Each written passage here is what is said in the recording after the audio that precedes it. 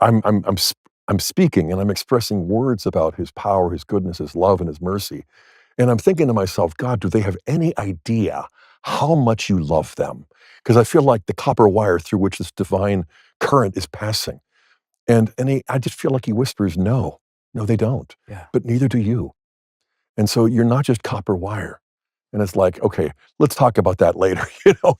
Uh, but the very fact that you use a beehive, that's such a good illustration because we tried in our backyard at the bottom of our terraced gardens to have a hive or two, you know, Justin helped us and then we just failed, you know, and I think we do see ourselves as loved by God collectively, That's right. the human race. He takes on human nature, you know, and for us as Catholics, we might think, okay, but he is personally concerned about the queen bee, the Blessed Virgin. Mm. And we can return to that later because he most certainly is. But if she's a mother, she's concerned about every member of the hive as much as she is about herself. But I don't think it's easy for us to get beyond the collective. You know, for me, one breakthrough came when I became a father for the first time, 42 years ago, when I'm holding a newborn, my little boy, you know, the two became one, and the one we became was so real that 9.5 months later, we had to name him and hold him and change him and all of that.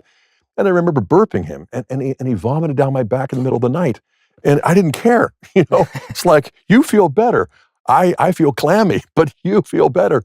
And it was just like God invaded my space and just said, "Do you think you love your child more than I love my children?" And I'm like, "Well, no, you know, that's impossible. I'm a first-time father." And then I realized it wasn't a pop quiz at 3 a.m. It was really like, "I love you more than you love him." And I had to sit down in a rocking chair